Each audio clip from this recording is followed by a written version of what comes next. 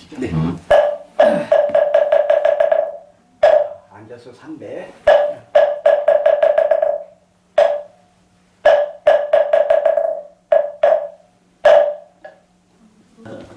보고 오세요. 네, 겹쳐 들고 서시고.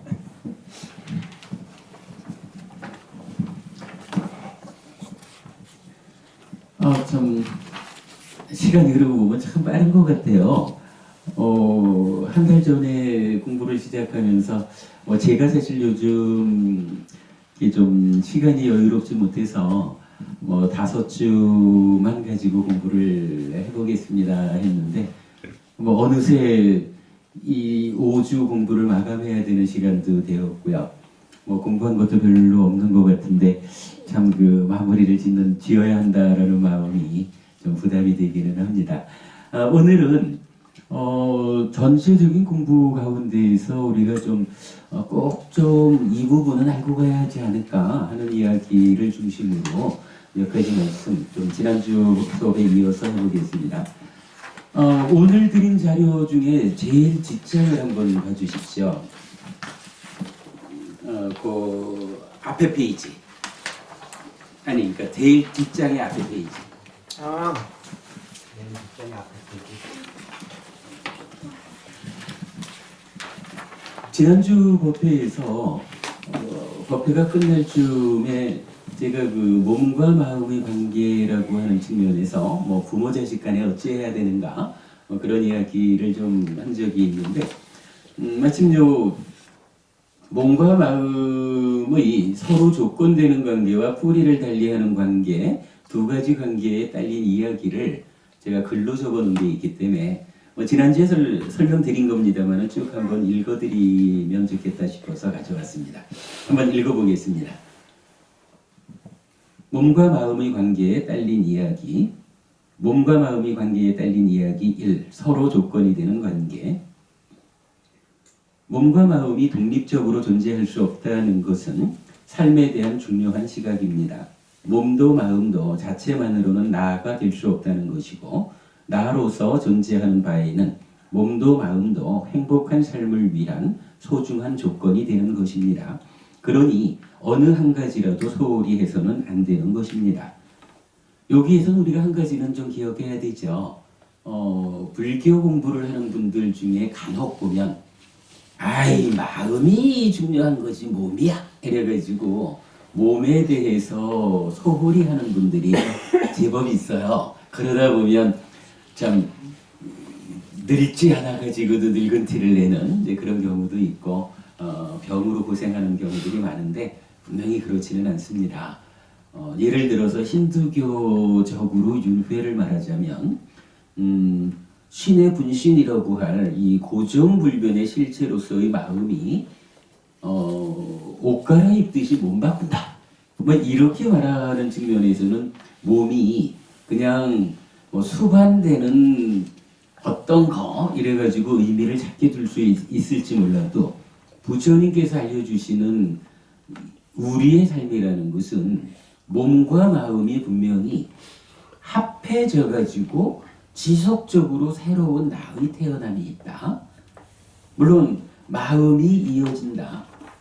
계속 변화하는 마음이 이어지는 가운데 윤회한다라는 것은 우리 삶의 현실이지만 그 매 순간의 이어짐이 결코 옷 바꾸듯이 몸 바꾸는 그러한 삶이 아니라 나를 구성하는 절반인 몸이 새로워지고 마음은 마음대로 지속적으로 변해가는 이런 가운데 전혀 새로운 나의 태어남이다. 이런 부분을 설명해주고 있거든요.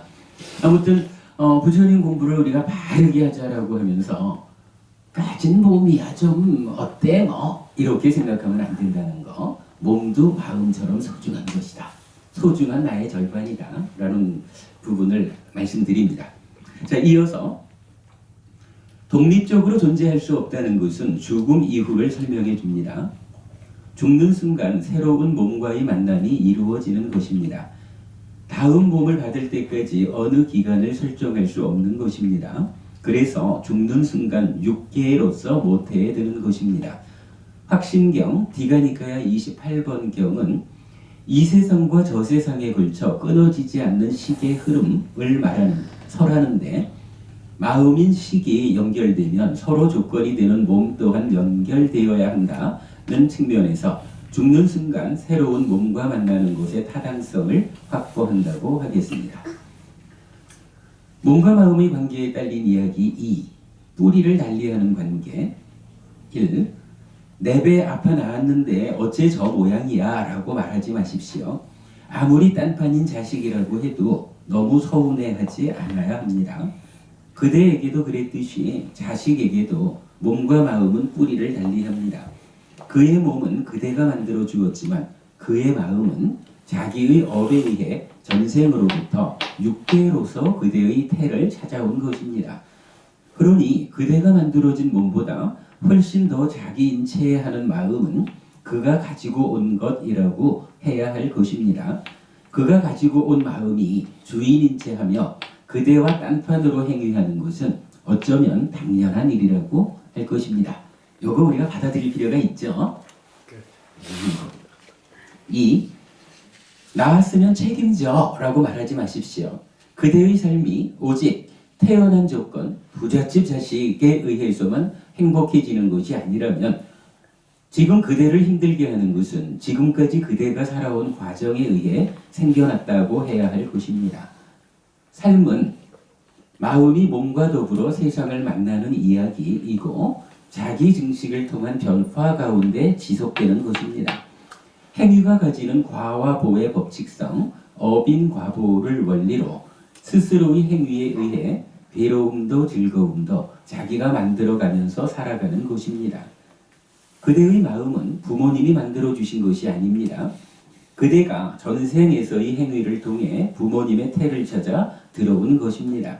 어빈과보 3세 윤회. 부모님이 만들어주신 몸보다 훨씬 더 주인 행세를 하는 그대의 마음은 그렇게 그대가 가지고 온 것입니다. 그러니 지금 그대의 삶이 많이 힘들다면 낳아준 부모님 탓이 아니라 그대 스스로의 탓이라고 해야 하는 것입니다. 알겠어요, 꼬마 아가씨? 주인공이라면 수처작주라는 말을 많이 쓰죠. 주인공이라면 나았으면 책임져라고 부모님을 원망하지 않아야 합니다. 3. 그러나 함께 책임을 가지는 것도 있습니다. 1. 몸을 만든 부모와 2. 마음으로 와서 만난 자식이 함께하여 3. 부모-자식 관계가 생겨난 것입니다. 부모와 전생의 마음을 조건으로 자식이 태어나면 그 순간 부모-자식의 관계도 함께 생겨나는 것입니다. 여기에 약간 나다, 부모다 이렇게 각각의 존재도 있는 거지만 이제 나와 너가 만났기 때문에 부모-자식이라고 하는 새로운 관계가 생겨났다라고 하는 그 부분이죠. 그러면 내 배 아파 나왔는데 어째 저 모양이야 할 거 아니고 나았으면 책임져 라고 할 거 아니지만 그러나 이 부모-자식의 관계가 맺어진 이상 두 사람에게는 두 사람이 공동으로 노력해서 행복한 부모-자식 관계를 만들어야 하는 책임이 있다. 이런 이야기를 하는 거죠. 자, 부모든 자식이든 자기의 행복은 자기의 몫입니다. 그러나 부모-자식 관계의 행복은 둘 모두의 몫입니다. 부모도 자식도 이 관계를 생겨나게 하는 조건이기 때문입니다. 내 배 아파 나왔는데 어째 저 모양이야 라고 말하지 마십시오. 몸만 만든 그대에게 마음으로 찾아와준 고마움만으로 족한 것입니다. 내 배 아파 낳은 자식과 하나 되지 못한 그대를 그대 스스로 반성해야 합니다. 나았으면 책임져 라고 말하지 마십시오. 마음만으로 찾아온 그대에게 몸을 주고 그대로서 살아가게 해주신 고마움만으로 족한 것입니다. 몸을 주신 부모님과 하나 되지 못한 그대를 반성해야 합니다. 부모가 자식과 다투고 자식이 부모와 다투면 부모-자식 관계는 약해집니다. 세상살이 부딪혀갈 힘이 부족해지고 부모-자식의 삶은 힘들게 됩니다. 부모가 자식을 위해 반성하고 자식이 부모를 위해 반성하면 부모-자식 관계는 강해집니다. 세상살이 부딪혀갈 힘이 세워지고 부모 자식의 삶은 편안해집니다.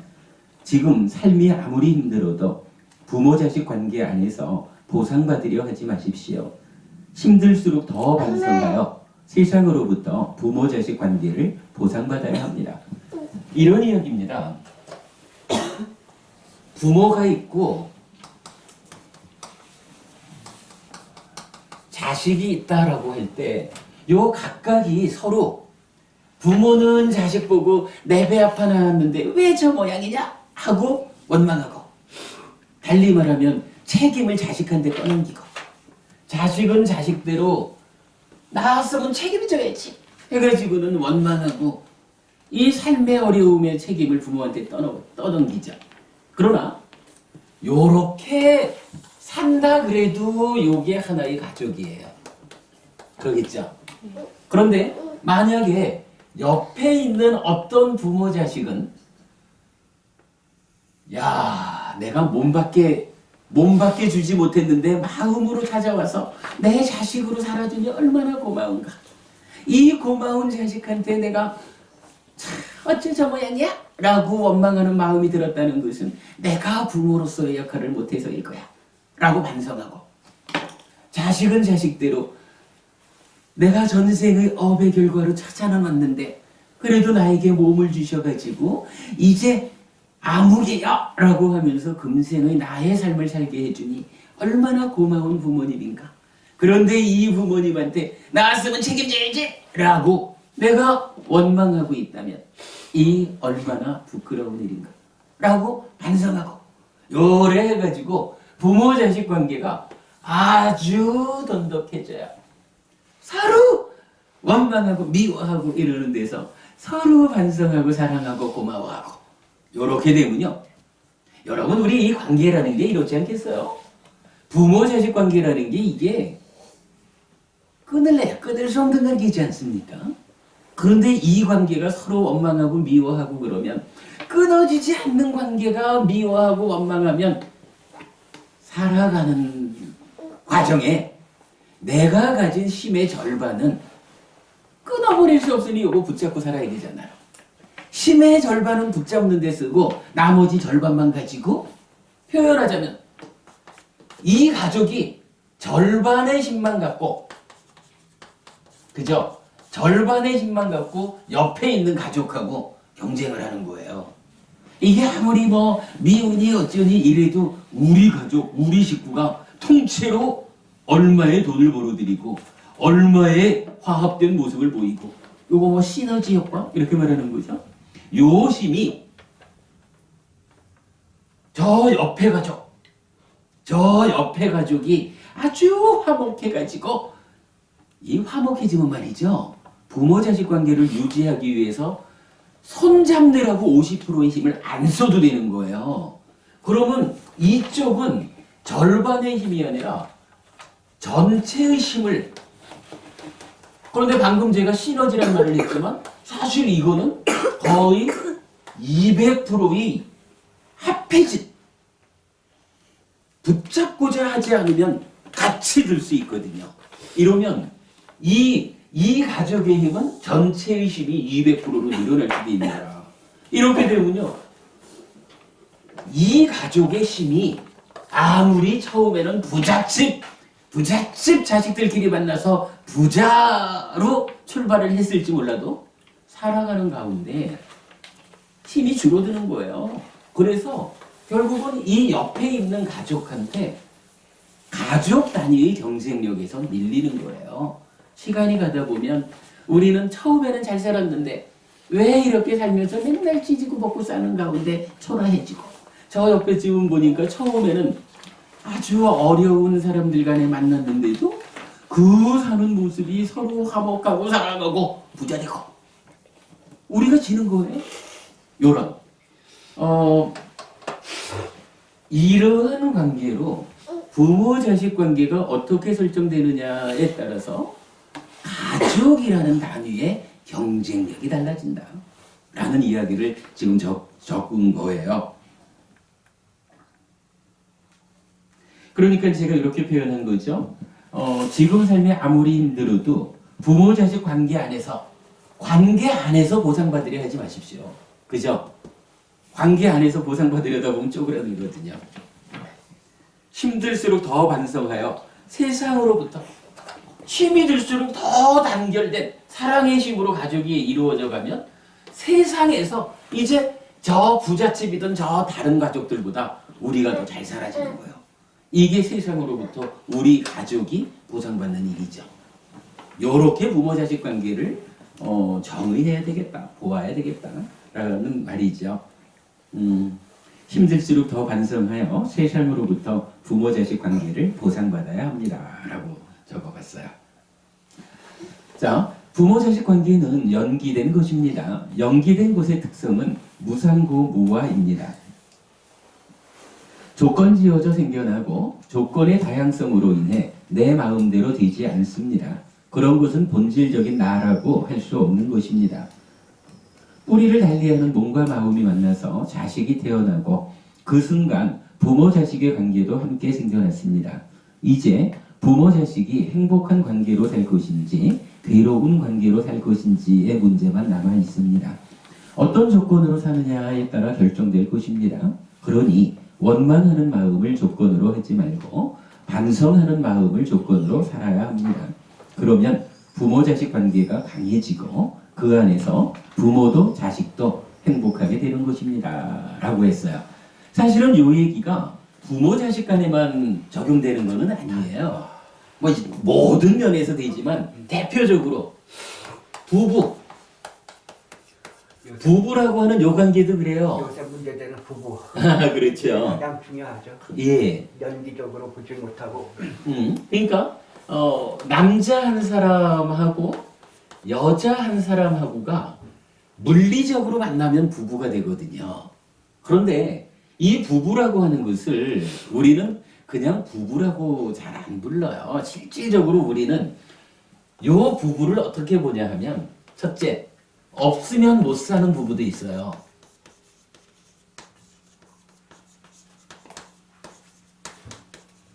서로 사랑해 보셔요. 우리 마누라 하루만 못 봐도 당신 혼자 여행 가지 마라. 당신 못 보고 어떻게 사니? 요래 되는 거죠 뭐. 그런가 하면 왼수 같은 부부도 있거든요. 남자와 여자가 만나서 결혼을 하면 물리적으로 부부관계는 만들어지거든요. 그런데 이 부부관계가 실질적으로 존재하는 것은 그냥 부부가 존재하는 게 아니라 없으면 못 살 것 같은 부부가 존재하거나 왼수 같은 부부가 존재하거나 이렇게 어떤 부부냐로 존재하는 거거든요. 부모 자식 관계는 똑같은 거예요. 이럴 때 요거 없으면 못 사는 부부로 살려면 어떠한 조건을 가해야 하는가? 왼수 같은 부부로 사는 경우는 어떠한 조건을 가해줬기에 그렇게 살아야만 하는가?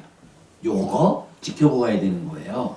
그래가지고 이제 부처님 공부를 하는 사람들 어떻게 변해야 되는 건가요? 행렬에도 지금 내가 왼수 같은 부부로서 살고 있다면 내가 또는 저희가 부부 서로 간에 이러이러한 조건을 가지고 사니까 나는 매사를 마누라 탓만 하고 마누라는 매사를 서방 탓만 하고 뭐 그런 조건을 가지고 살면 이건 웬만해서는 왼수 같은 부부로 살게 마련이거든요. 그렇게 살고 있다. 그런데 이제 내가 절에 가서 부처님을 만났다. 불교 신자가 되었다. 불교 공부를 한다. 가르침대로 산다. 라고 하는 거 사실은 한 가지예요. 요렇게 조건을 가했더니 내가 열심히 서방 탓만 하면서 살았더니 왼수같이 돼버렸다. 내가 열심히 마누라 탓만 하면서 살았더니 왼수 같은 부부가 돼버렸구나. 요거 보는 거죠. 그래가지고 그때부터 그렇다면 저 없으면 못 사는 부부는 어떻게 사는가? 라는 거 보면 사실은 단순한 이야기일 거예요. 어떠한 어려움이 있어도 마누라 탓하기보다는 내가 좀 마누라를 도와서 잘 해결할 일을 내 고집만 세웠구나. 어떤 어려움이 있어도 서방 탓만 하는 게 아니라 내가 우리 서방님 도와가지고 잘 해나갈 것을 내 고집 피우다 보니까 이렇게 어려워졌구나. 단순한 차이 아니십니까? 그런 쪽으로 눈을 돌려서 그렇게 조건을 바꾸자. 요 조건 바꾸는 것에 의해서 뭐 금방도 읽었지만은 무상하다라는 게 그거 아닙니까? 조건에 의해서 결과가 생겨나는 거잖아요. 조건이 바뀌면 결과는 이 참 확실한 표현이에요. 조건이 달라지는데 결과가 달라지지 않을 재간이 없는 거예요. 이 세상 이치라는 것은. 부처님이 무상고 무아, 무상하다, 연기된 것이다 이렇게 말하는 게 그거잖아요. 조건이 달라지는데 지가 안 변할 재간이 있어. 이거거든요. 조건이 왼수 같은 부부로 왼수 같은 부부를 결과 맺는 그런 조건으로 그동안 내가 살았다면 이제 내가 조건을 바꿔가지고 없으면 못 사는 부부의 삶의 조건으로 바꾸어서 가면 이 결과가 바뀌지 않을 재간이 없는 거예요. 만약에 그런 노력을 하는데도 왼수 같은 부부의 모습이 바뀌지 않는다. 이러면 부처님 가르침이 틀린 거거든. 근데 부처님 가르침이 그 정도로 깨질 가르침이 아니잖아요. 그러니까 이거 바뀌는 거예요. 그게 진짜 여기 스님 우리가 진짜 정말 우리가 그 제가 제자들을 위해서 알려드려야 하는 참 중요한 부분이 이런 거죠. 예. 그래서 보통은 뭐 무상고 무아 이러면은 그 교학적으로 어려운 것을 제가 제자 신자들한테 말하면은 뭐 알아듣나 이렇게 말할 게 아닌 거예요. 이거 조금만 풀어서 보면 이렇게 우리 삶의 이야기거든. 부모 자식 간에 부부 간에 살면서 요것만 우리가 바꿔내 나갈 수 있으면 세상살이에 어려울 게 별반 없어요. 살다 보면은 최선의 노력을 다하고도 망할 수도 있어요. 부처님은요 경전에서 그래요. 최선의 노력을 다했다. 그랬는데 재물이 망했다. 그러나 잘 배운 제자는 후회하지 않는다. 왜?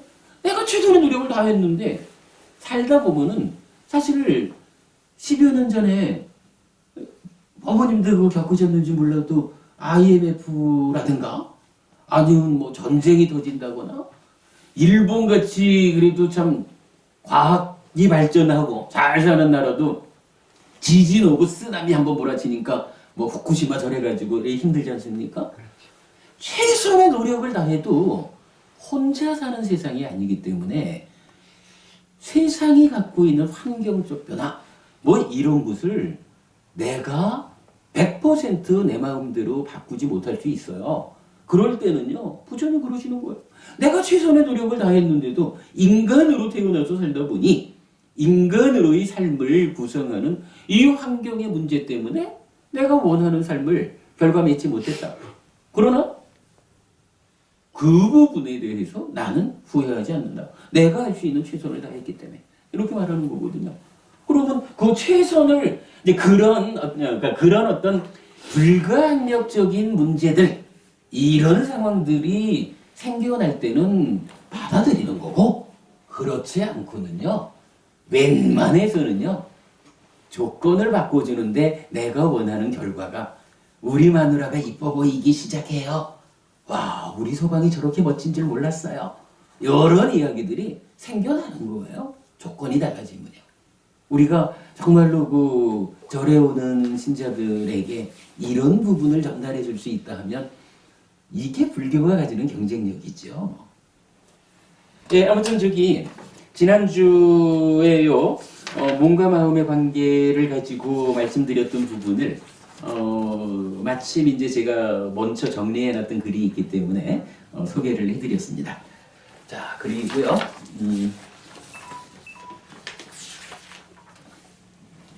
이제 조금 다른 이야기를 좀 시작해 보겠습니다.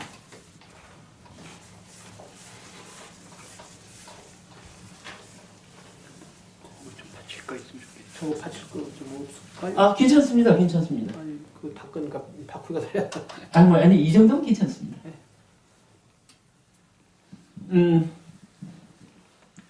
수행에 대한 이야기를 잠시 해보겠습니다. 아무래도 수행하면은 이제 여러 가지로 방법이 있겠지만, 부처님 수행 중에 대표적인 수행은 뭐니 해도 호흡 보는 수행이겠죠. 이 호흡 보는 수행 이야기를 잠깐 좀 알아보려고 합니다.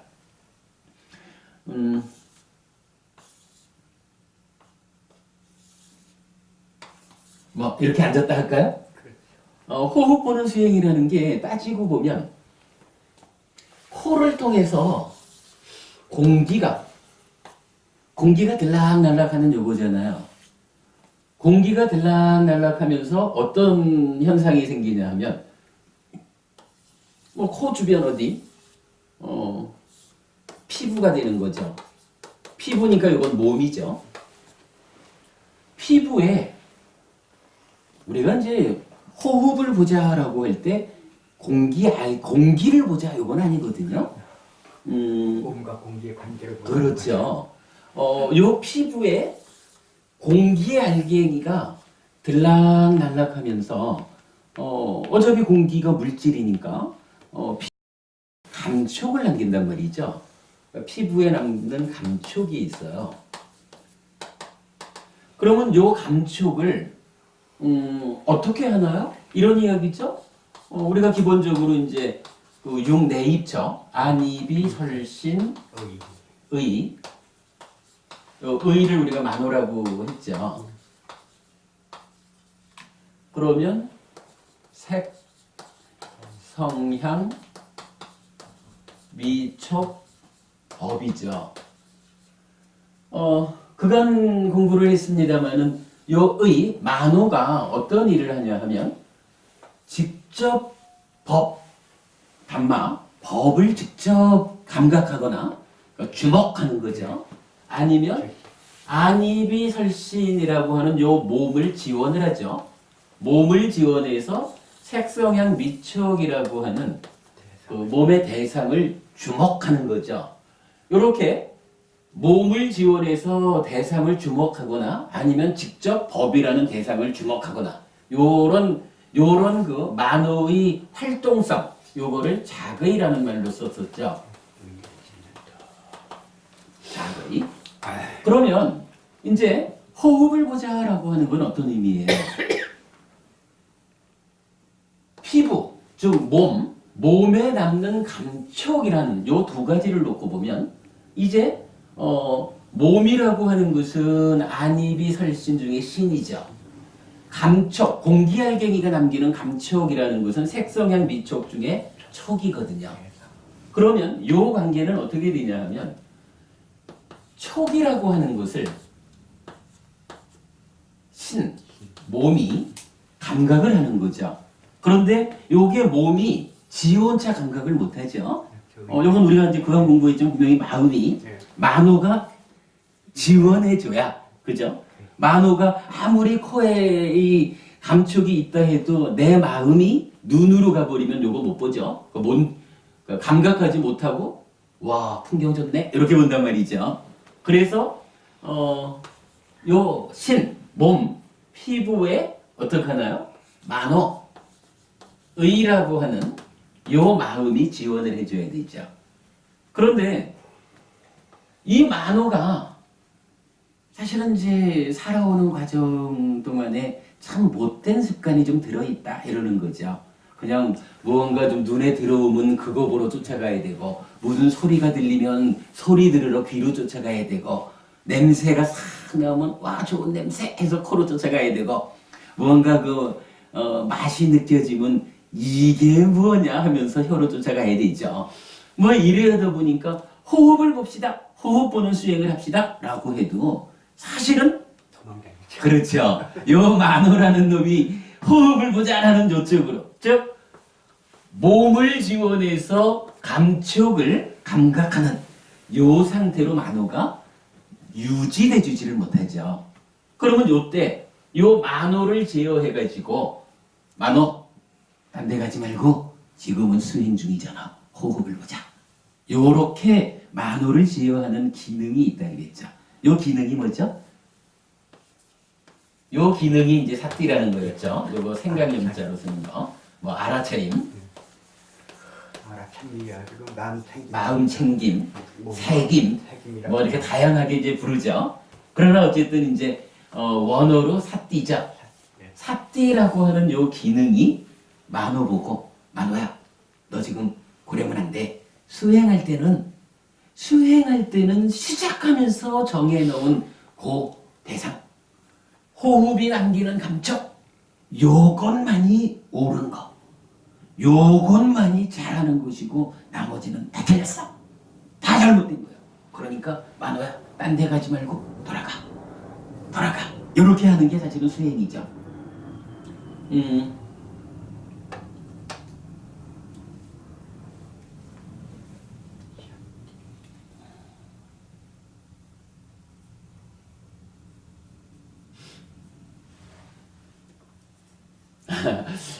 이게 이제 뭐랄까 늘 좀 큰 칠판을 쓰다가 작은 칠판을 쓰니까 어디를 지우고 써야 되는지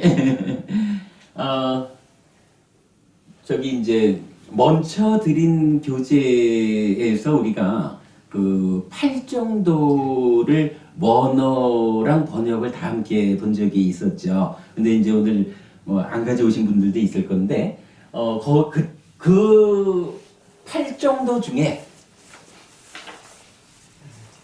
7번째가 정염이죠. 정면을 얘기하시려고. 네. 그러니까 이제 이거죠, 뭐. 만호를 제어해서 그 원하는 자리에 머물러야 한다. 그거 수행이다라고 하는 이제 요걸 보려니까 이제 요 사띠라고 하는 것이 힘이 있어야 되잖아요.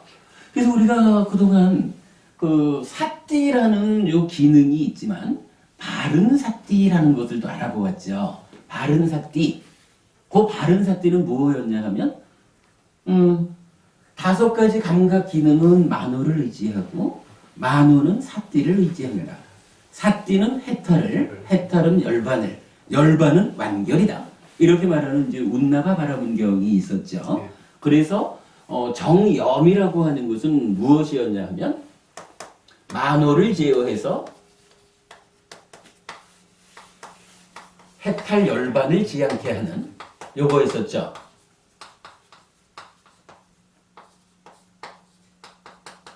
만호를 제어해서 해탈 열반을 지않게 하는 고러한 사띠를 바른 사띠 이렇게 불렀죠. 요거 잘못해가지고 알아차리면 다 사띠하는 거지 이래가지고 열심히 도둑질 잘하는 요거 바른 사띠 아니다 그랬죠. 이제 요 정염 만호를 제어해서 해탈 열반을 지않게 하는 요 정염에 대해서 이제 경전은 어떻게 요거를 이제 정의해 주냐 하면 일단 우리 호흡에 대한 이야기니까 요렇게 이제 나타나요. 까야누 빠시 위하라띠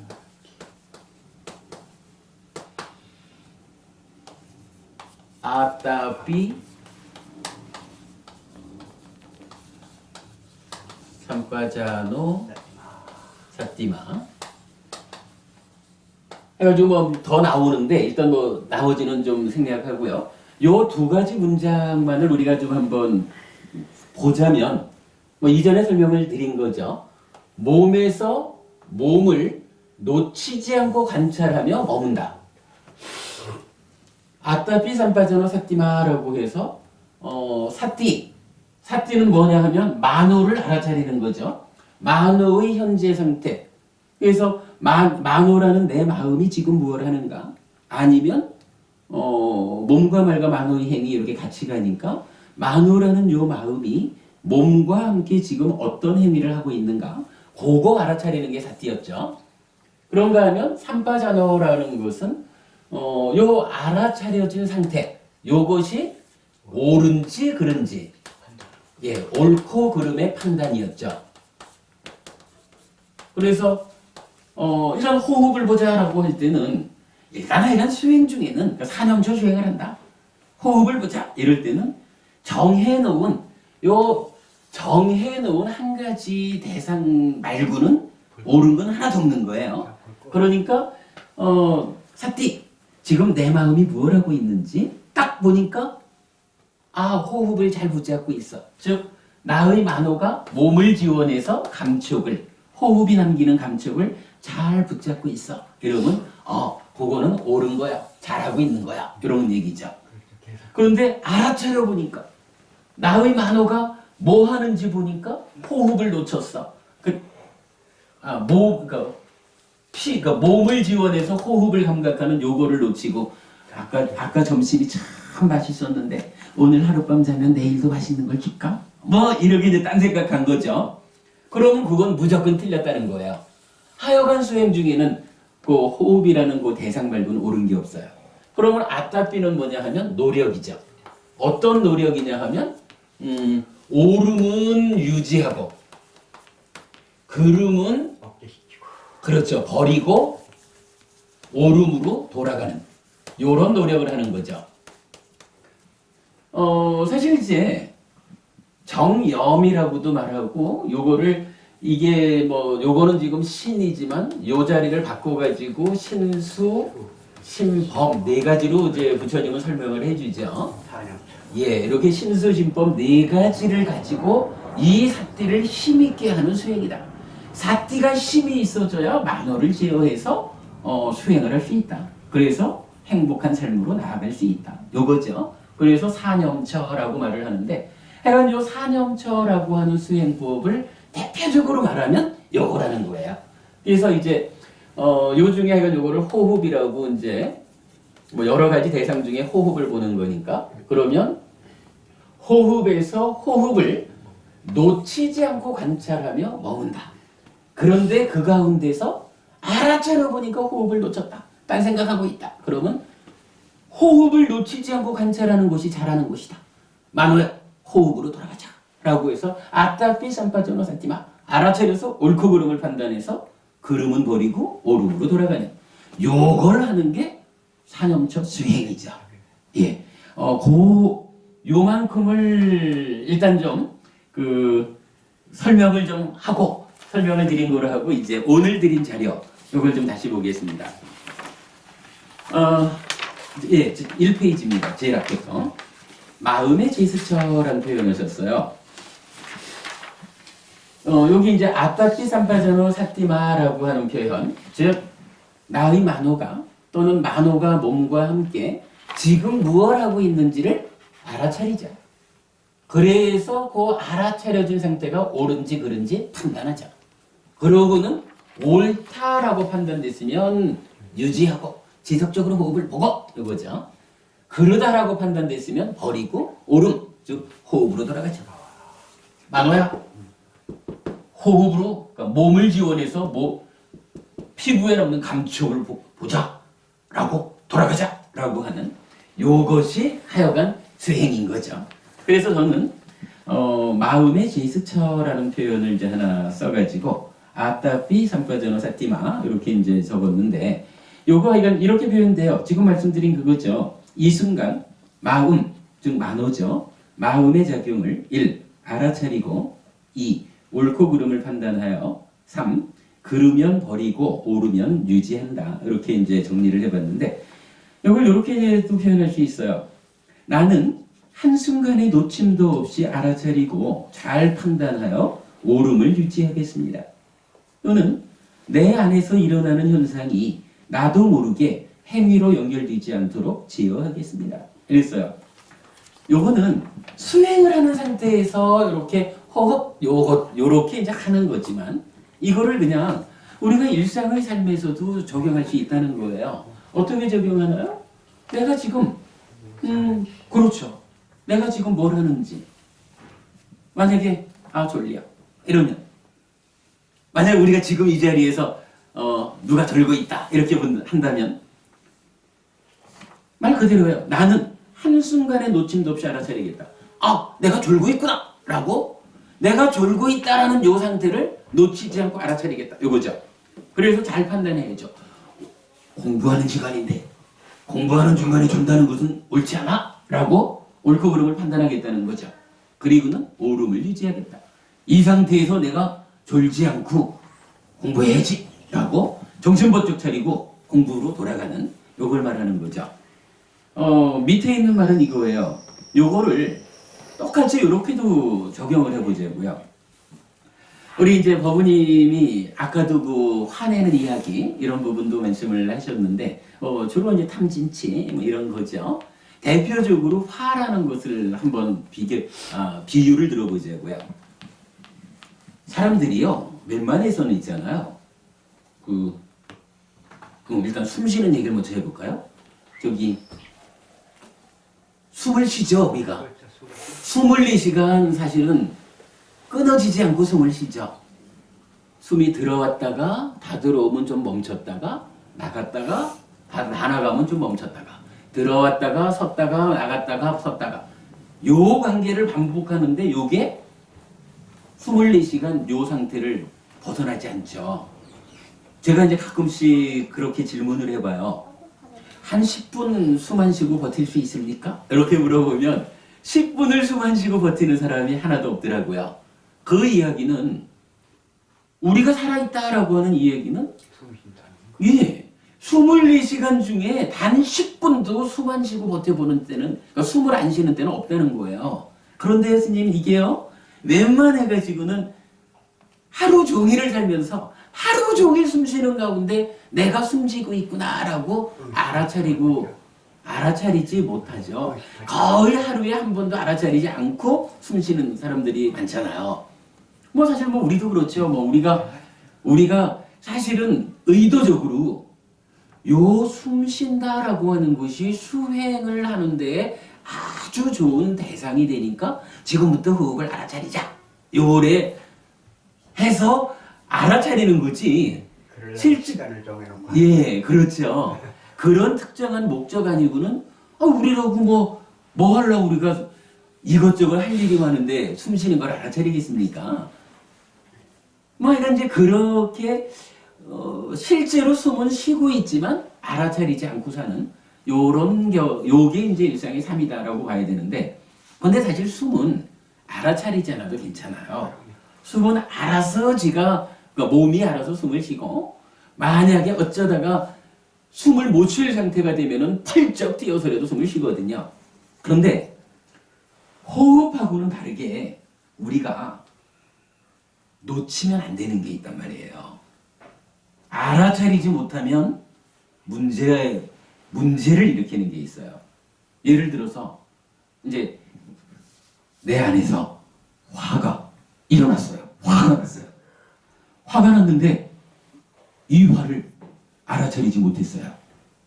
이 화가 알아차려지지 않으면 어떤 일이 생기냐 하면 그냥 쫙 손이 나가가지고 뺨을 한 대 후려치거든요.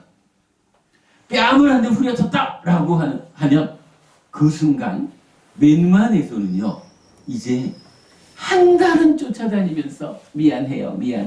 내가 나도 모르게 그만 손이 나갔잖아. 내가 정말 당신이 미운 거 아닌데 하고 한 달은 두고 빌어야 돼요. 달리 말하면 이게 내 안에서 화가 났다라는 것을 알아차리지 못해서 나도 모르게 즉 행위가 이루어지다 보니까 그 행위의 결과로 어떤 일이 생기나요? 한 달은 두고 쫓아다니면서 미안해요라고 빌어야 되는 괴로움이 생기는 거예요. 그건 가벼운 거에 그런 거고요. 그렇죠. 예를 들자면 네. 그러면 이게 말이죠. 내가 만약에 호흡보는 수행을 하든 어찌 해가지고 싹띠를 힘있게 했다. 정령 싹띠를 힘있게 해서 만호를 잘 제어할 수 있게 되었다. 그러자면 이 만호한테 늘 암시를 주기를, 만호야, 내 안에서 화가 일어나면 그 화는 우선적으로 알아차려야 한다 라고 암시가 들어가는 거겠죠. 그러면요, 이제 여기서 아주 좋은 일이 생기는 거예요. 살다 보면 화가 나죠. 근데 이 화가 내 안에서 화가 일어나긴 했지만 요거를 사띠가, 만호야 빨리 쫓아가서 알아차려라, 빨리 쫓아가서 화가 났구나 라고 붙잡아라 라고 만호를 제어하게 되면 이제 요 만호가 화가 났구나 라고 알게 되는 거예요. 알아차리면 어떻게 돼요? 화라는 것은 요거 터뜨려가지고 손이 나가면 한 달은 빌어야 되는 곳이요 라고 옳고 그름의 판단이 쫓아오는 거잖아요. 그러면 어떡하나요? 수행하는 사람은 사실은 수행하는 효과를 이렇게 보는 거죠. 야, 이 손이 나가면 손이 나가는 그 순간부터 한 달은 쫓아다니면서 빌어야 되는 괴로움이 생긴다. 그거 버리고 이 화를 억누르고 손이 나가지 않도록 제어해야 한다. 아따피 상파장사띠가 요거 되는 거잖아요. 자, 요 얘기를 어떻게 적었나요? 내 안에서 일어나는 현상, 즉 화가 나도 모르게 행위로 연결되지 않도록, 나도 모르게 손이 나가서 뺨을 후려치는 이런 일, 그렇게 연결되지 않도록 제어하겠습니다. 요거예요. 화가 제어된다라고 하는 것은요, 사실은 우리가 살아가면서 겪어야 되는 수많은 괴로움을 제어해 주는 거예요. 화를 내지 않는다. 이 화가 비록 생겨는 나도 이 화가 나도 모르게 손을 움직여서 뺨을 때리는 그거를 막아낼 수만 있으면 정말로 우리가 살아가면서 겪어야 될 수많은 괴로움을 소멸시켜요. 요게 뭐예요? 괴로움의 소멸이잖아요. 달리 말하면 그 괴로움이 소멸된 시간, 예를 들어서 사랑하는 부부간에 어쩌다가 실수해가지고 한 달을 쫓아다니면서 빌어야 되는 그런 괴로움이 소멸했다라는 것은요, 이건 달리 그 현상은 다르게 어떻게 나타나냐 하면 그 한 달 동안 서로 그냥 서로 마주 보면서 웃으면서 사랑하는 그런 행복한 시간을 보낸다는 거거든요. 요거 내 안에서 일어나는 현상을 알아차려서 나도 모르게 행위로 연결되지 않도록 제어하는 요 힘이 우리한테 주는 성과가 큰 거예요. 이렇게 큰 거예요. 이게 수행의 의미예요. 근데 이제 여기서 이렇게 말하면 또 이런 말을 할 수가 있어요. 일단은 지금 말씀드린 대로 화라고 하는 내 안에서 일어나는 현상을 제어했잖아요. 그래서 딱 눌러놓고는 안 돼. 비록 화가 나지만 내가 손이 나가면 안 돼. 라고 해서 제어는 했어요. 그래서 괴로움을 만들지 않았어. 여기에서 그런데 사실은 또 한 가지 문제가 생길 수 있어요. 버부님, 네. 한국 사람들한테만 있는 병이 하나 있다는데 뭔지 아세요? 화병이요. 그죠? 네. 화병이죠. 화병이 뭐냐 하면 뭐 주로 이런 우리 어머니들 이야기가 위주가 되지만 화가 나기는 나는데 이 화를 터뜨릴 재간이 없어. 화를 어떻게 풀어내지를 못하고 안에다가 쌓고 하다 보니까 그게 쌓여가지고 화병 된다는 거잖아요. 하면 한국 사람한테만 있는 특수한 병이라대. 버부님도 혹시 화병 좀 있어요? 많아요. 많아요? 그 부분도 사실은 풀어야 되거든. 네. 이게요, 부처님 가르침이라는 게, 야, 삿띠하자. 삿띠 해가지고, 화가 행위로 연결되지 않도록 하자. 라고 해서 성공은 했어요. 그런데 그게 터뜨리지 못한 그 화가 쌓여가지고 화병을 만들어버리면, 그것도 곤란하잖아요. 그러면, 정말로 부처님 가르침이 올바른 가르침이라면, 이 화병도 생기지 않게 해줘야 될 거 아니에요. 그죠? 당연하죠. 당연하죠. 이 화도 화병으로 연결되지 않고 소멸해야 되거든. 요거 어떻게 하느냐? 이제 여기서 우리가 배움을 필요로 하는 거예요. 자, 세상에 존재하는 모든 거, 딱 한 가지, 열반을 제외하면, 열반 한 가지를 제외한 모든 것은 어떤 특성을 가지죠? 예, 그러니까 무상고 무하잖아요. 저기 그냥 애기 괜찮아요? 뭐 소리 좀 나면 어때? 괜찮아. 엄마가 공부하는 게 더 중요하죠. 애들 좀 괜찮아요. 괜찮아. 괜찮아요. 머리도 깨좀 병원에 들이봤으니까. 여기 공기도 좋고 정치도 좋다네. 그럼요. 그래서 이렇게 알아야 되는 거예요. 자, 이 화라고 하는 문제에 대해서 1단계로는 삿대해야 되죠. 삿대해가지고 행위로 연결되지 않도록 제어해야 되죠. 이제 두 번째는 빤냐? 지혜라는 것이 이제 필요한 거예요. 이 지혜는 기본적으로 뭐냐 하면 무상고 무아라는 것을 보는 거거든. 무상고 무아. 요 얘기가 뭐예요? 무상하다라는 말이 요거잖아요. 원래 있는 거, 원래 있는 거 좀 빼고. 예. 그러니까, 화라고 하는 것이 생겨났는데, 요 화라는 것이 쭉 가는 거 아니야. 오랫동안 지속되는 거 아니다.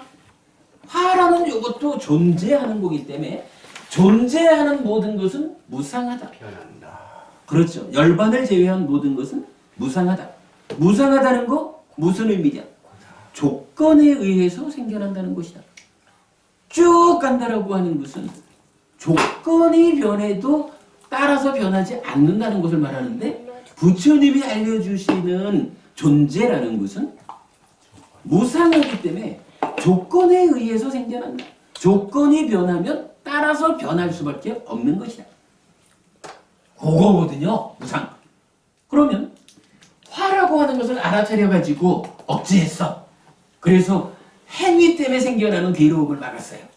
그리고 이어서 화병으로 이게 쌓여서 화병되지 않게 하는 방법은 이제 존재의 실상을 보는 바로 지혜, 빠냐라고 하는 이심이 필요한 거예요.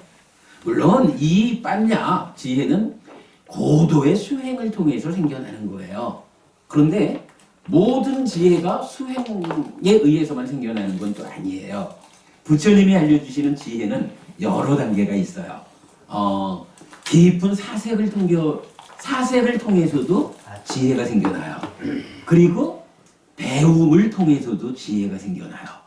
그러면 수행을 통해서 나의 내면을 바꿔가지고 완성된 지혜가 생겨나는 것은 좀 나중 일이 된다 해도 우선은 당장 살아가면서 내가 아픔을 만들진 않아야 되잖아요. 당장 화병 걸려 죽으면 안 되잖아요.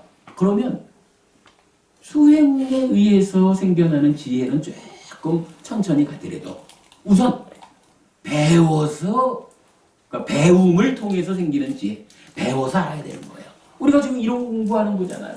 아, 참으로 존재하는 모든 것, 열반을 제외한 모든 것은 무상해. 쭉 가는 거 없어. 지속적으로 유지되는 거 없어. 바뀌어.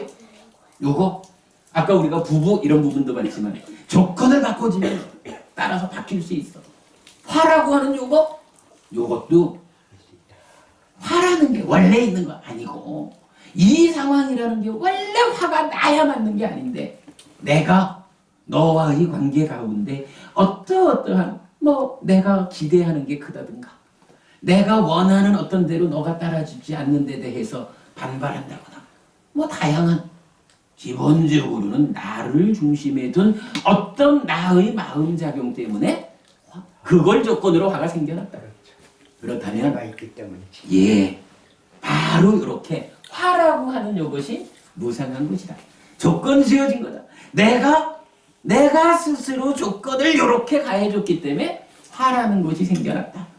그나마 그래도 싹띠 해가지고 뺨 때리지 않는 것은 천만다행인데 요거 무상하다. 내가 조건을 잘못 가해줘가지고 생겨난 요 화라는 것을 바르게 보지 못해서 내 안에 쌓아두어가지고 화병을 만드는 그 어리석음까지도 나는 벗어날 것이다. 우리가 배워서 안다라는 게 이런 거죠. 배움을 통해서 생겨나는 지혜죠. 이런 지혜를 활용하면 이제 화병도 안 생기는 거예요. 왜? 화라는 게 쌓여야, 그죠? 요게 풀어지지 않고 쌓여야 그게 덩어리 져서 화병이 일어나는 건데 이제 내가 아는데 일단 급한 대로 알아채서 막아냈는데 이제는 요 화라고 하는 요 놈이 원래 요 상황이 내가 화를 내야만 하는 상황은 아니요. 나의 어떤 내적인 조건이 그렇게 가해져 가지고 화가 생겨났어 라고 요 화가 무상하다라는 것을 바르게 보는 그 순간 바르게 보는 그 힘, 즉 빠냐 지혜의 힘에 의해서 화가 그렇죠. 그러니까 터뜨리지 않은 데서 이제 더 나아가가지고 사라지는 거죠. 소멸해버리고 마는 거죠. 그럼 화병도 안 나는 거예요. 이렇게 화병도 안 나게 만들어줘야 부처님 가르침이 진리겠죠. 부처님은 이렇게 알려주시는 거예요. 그래서 떼콘 필터를 그걸 갖다가 생각바라보기라고 했더라고요. 예, 생각을 빠지지 말고 바라봐라.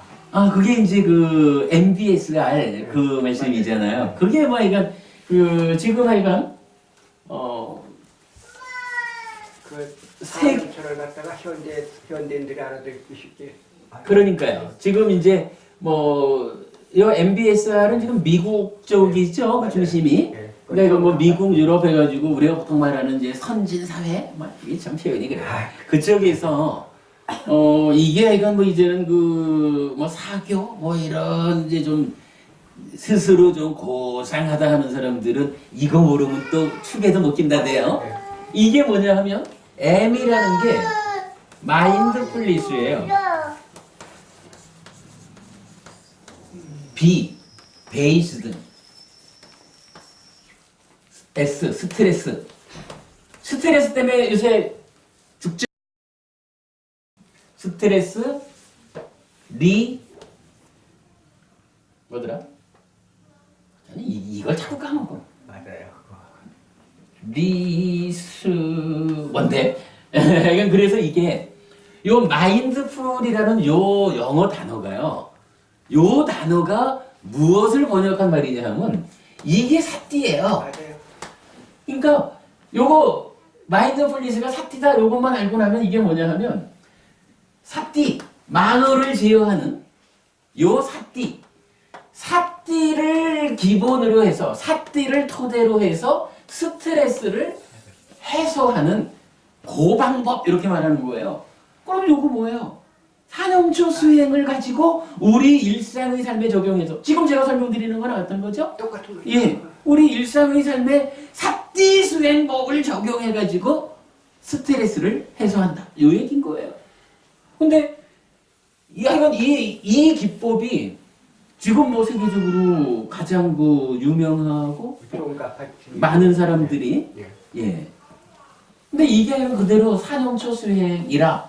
근데 이제 우리가 이렇게 공부를 해서 산영초 수행을 배운다라고 하면 사실 차이는 하나 있죠. 아, 맞죠. 예, 대표적인 차이가 이제 우리는 믿음이라는 것이 있죠. 부처님 가르침에 대한 믿음. 이 믿음에 근거해가지고 산영초 수행을 하니까 산영초 수행의 효과가 강력해지는 거예요. 예, 이 효과가 강력한데 믿음 없이 그냥 하나의 어떤 그 명상법, 스트레스 해소법 이래서 이제 요 명상을 하면 뭐 이 자체로서 마음이 제어되니까 효과가 크죠. 그러나 믿음이 받쳐주지 못하는 차이가 조금 있죠. 예수님 약간 그 얘기죠, 그죠? 이렇게 해놓고 보면 요 마음의 제스처라는 표현에서 내 안에서 일어나는 현상이 나도 모르게 행위로 연결되지 않도록 제어하겠습니다라는 말, 요 말의 의미가 알려지죠. 한 페이지를 넘겨보겠습니다.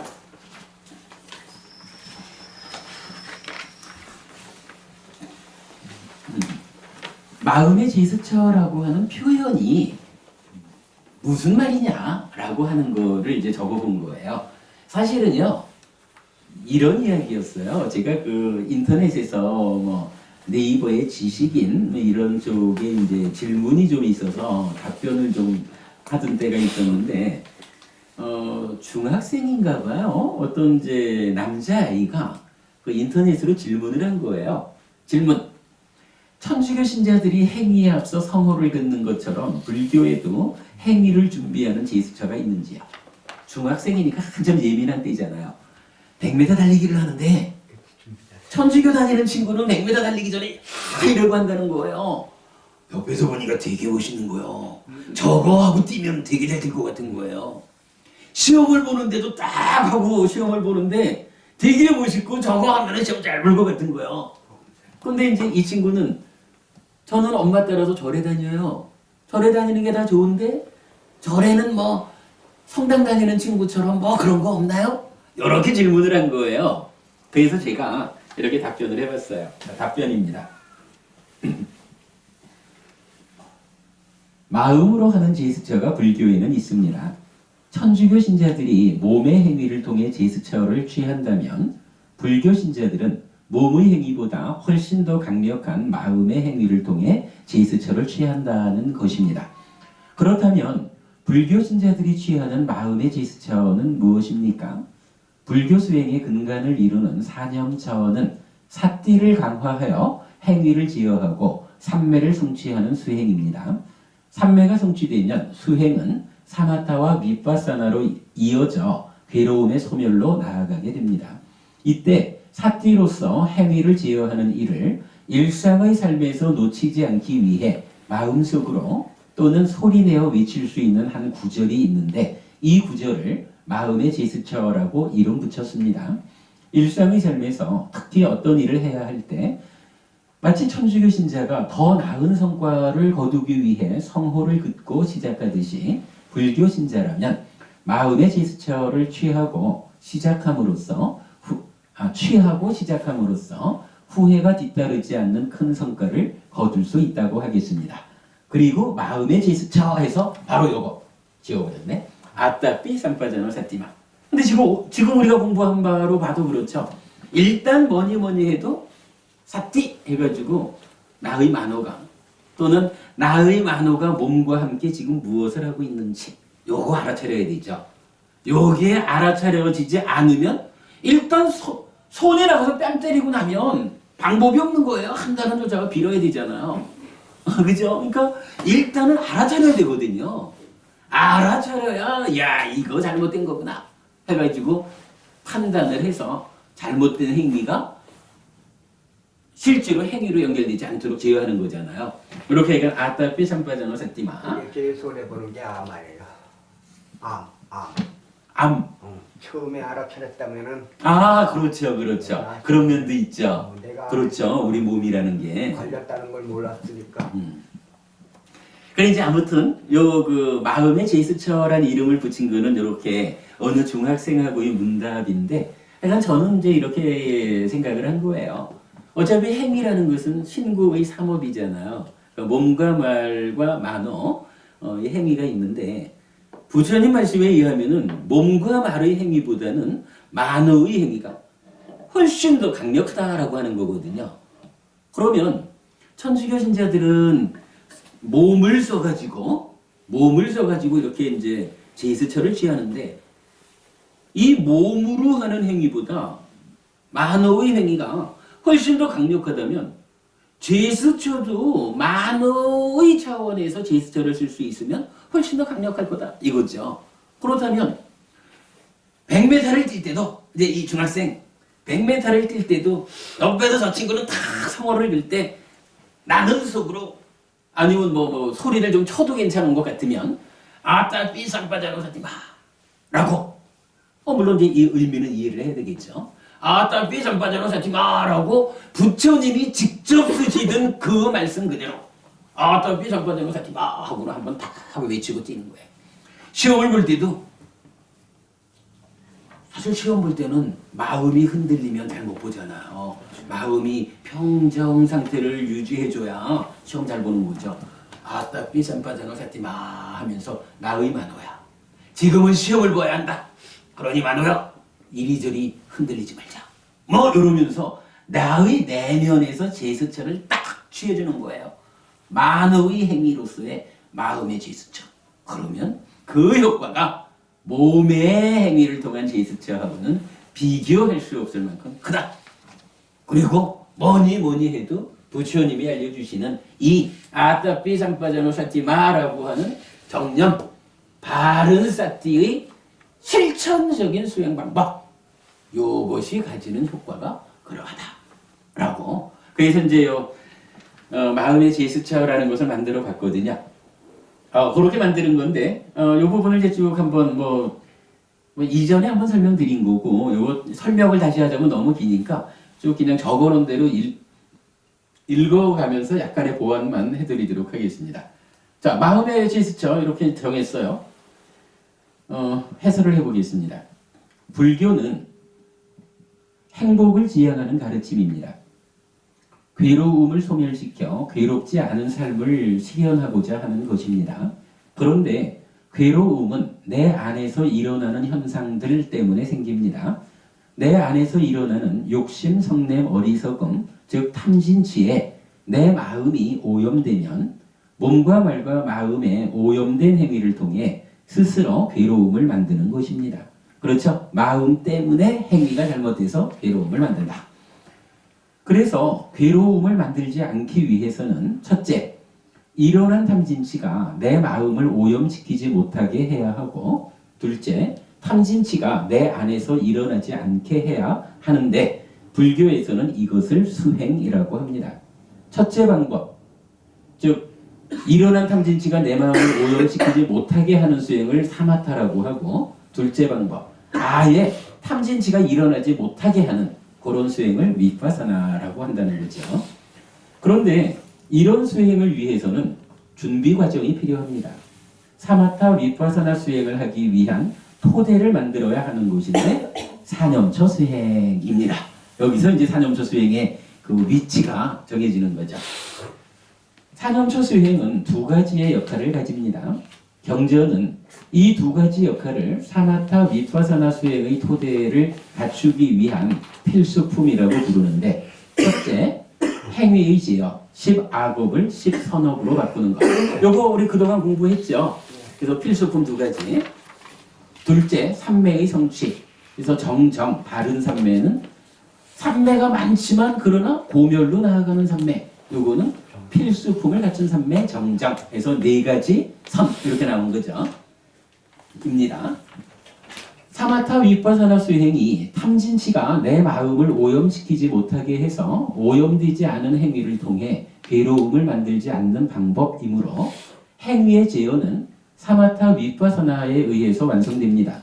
그러나 탐진치의 마음이 오염되어 있는 우리들의 현실에서는 오계, 보시, 자비심 등에 의해 행위를 직접 제어해 괴로움을 줄여가는 과정이 선행해야 하는데 사념처에 의하는 것입니다. 결국 행위의 제어는 사념처에 의해 시작되어 사마타 위파사나에 의해 완성된다고 설명할 수 있는 것입니다. 사념처, 탐진치에 오염된 몸과 마음의 행위를 직접 제어합니다. 이거죠. 그러니까 알아차려가지고 안 돼! 그러면 안 돼! 그래가지고 행위로 직접 연결되지 못하게 하는 거. 요게 사념처죠. 사마타, 일어난 탐진치가 마음을 오염시키지 못하도록 제어함. 위파사나, 탐진치가 일어나지 못하도록 근원을 제어함. 나의 내면을 제어해 주는 거야. 그런데 행위를 직접 제어하는 오계, 보시, 자비심과 사념처는 어떤 관계이길에 행위를 제어해서 십악업을 십선업으로 바꾸는 것을 사념처의 역할이라고 하는 것입니까?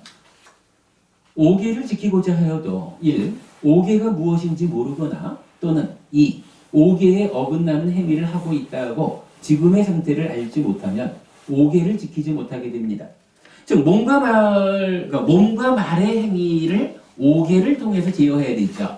그런데 내가 행위를 제어하겠다, 나쁜 일을 안 하고 착한 일을 하겠다라고 말은 하는데 막상 오계가 뭔지를 몰라요. 오계가 뭔지 모르면 오계를 통해 가지고 행위를 제어하자라는 게 불가능하잖아요. 그런가 하면 또 한편으로 오계가 무엇인지는 공부해서 알았어요. 그런데 중요한 거죠.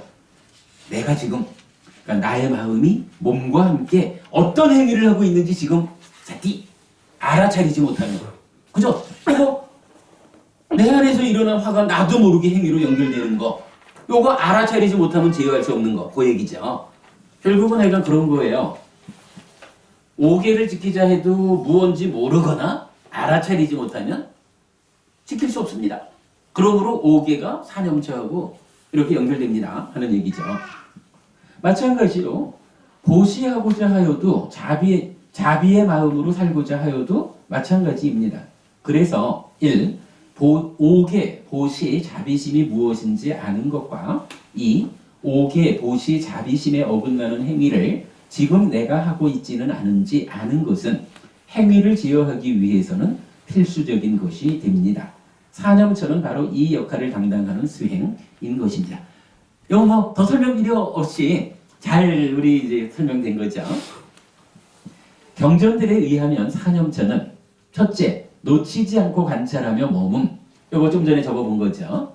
둘째, 아따삐 삼파전어 사티마의 두 가지를 통해 행위를 제어하고 삼매에 드는 수행입니다. 이때 놓치지 않고 관찰하며 머물기 위한 실질적인 기법이 아따삐 삼파자노 사티마라고 할 것입니다. 그러면 아따삐 삼빠자노 사띠마는 무엇입니까? 첫째, 사띠는 니엄으로 번역되었는데 마노의 현재 상태 또는 마노가 몸과 더불어 어떤 행위를 하고 있는지 지금 현재를 알아차리는 기능입니다. 둘, 삼빠자나는 분별하여 아는 지혜인데 알아차려진 상태가 옳은 상태인지 그른 상태인지의 판단을 의미합니다. 셋째, 아따삐는 노력인데 알아차려진 상태가 옳은 상태라고 판단되면 유지, 지속하고 그른 상태라고 판단되면 버리고 옳음으로 돌아가는 노력을 의미합니다. 요거 이건 뭐 계속 설명드린 내용이죠. 그래서 아따삐 삼빠자노 사티마는 1. 마노의 지금을 알아차리고 2. 옳고 그름을 판단하여 3. 옳음은 유지하고 그름은 버리고 옳음으로 돌아가는 노력을 의미합니다. 여기까지 하면 마음의 제스처 아따삐 삼빠자노 사티마가 어떤 의미를 갖는 것이고 어떻게 해야 하는 것인지가 충분히 설명됐다라고 봐야 되겠죠. 예. 시간이 얼마나 됐죠? 조금 쉬었다 할까요? 조금 더 하고 싶을까요? 글쎄, 어떻게 하실래요? 좀 쉬었다. 예, 좀 쉬었. 그러시죠 그러면. 호흡 좀 하고 오죠. 저기 조금 쉬었다가 네, 호흡 조금 같이 하고 이러고 저 내용 들어갈게요. 예, 좀 쉬겠습니다.